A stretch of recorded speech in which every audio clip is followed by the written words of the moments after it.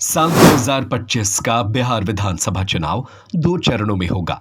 सोमवार 6 अक्टूबर को चुनाव आयोग की ओर से प्रेस कॉन्फ्रेंस कर इसकी जानकारी दे दी गई। पहले चरण का मतदान 6 नवंबर को होगा। दूसरे फेज में वोटिंग 11 नवंबर को होगी। वहीं 14 नवंबर को मतगणना होगी। इस बीच जान लीजिए बिहार के कुछ वीआईपी सीटों के बारे में, जहां इस बार सबकी नजरें रहने वाली है।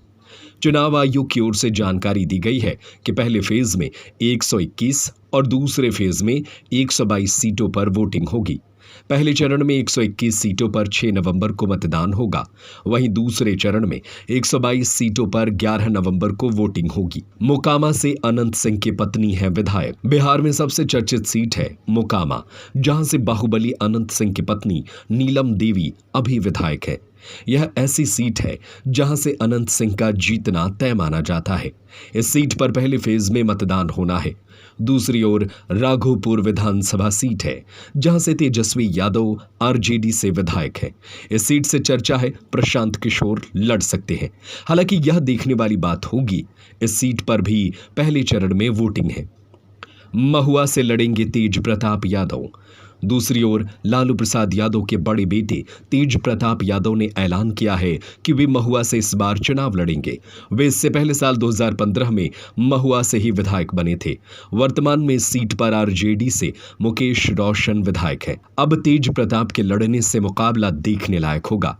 इस सीट पर पहले चरण में वोटिंग होगी। बढ़हरा से लड़ सकते हैं पवन सिंह। उधर बढ़हरा विधानसभा सीट भी चर्चा में है। इस सीट से वर्तमान में राघवेंद्र प्रताप बीजेपी से विधायक हैं। चर्चा है कि भोजपुरी के पावर स्टार पवन सिंह को इस सीट से बीजेपी मौका दे सकती है।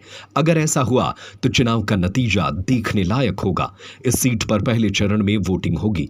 परबत्ता से जेडीयू के टिकट पर संजीव कुमार विधायक है। हाल ही में वे आरजेडी में शामिल हो गए। अब देखना होगा कि एनडीए से इस सीट पर कौन प्रत्याशी उतरता है। यह तो तय है कि आरजेडी से संजीव कुमार ही लड़ेंगे। इस सीट पर भी पहले चरण में मतदान होगा। इमामगंज विधानसभा सीट से केंद्रीय मंत्री जीतन राम मांझी की बहू दीपा मांझी विधायक है। देखना होगा कि इस बार मांझी के खाते में यह सीट जाती है या नहीं। इस सीट पर दूसरे चरण में मतदान होना है। पटना साहिब सीट भी चर्चा में है। यहां से नंदकिशोर यादव बीजेपी से विधायक है। वे कई बार से बहुत कम मार्जिन से चुनाव जीत रहे हैं। ऐसे में मुकाबला इस सीट पर जबरदस्त होने वाला है। इस सीट पर पहले चरण में वोटिंग है।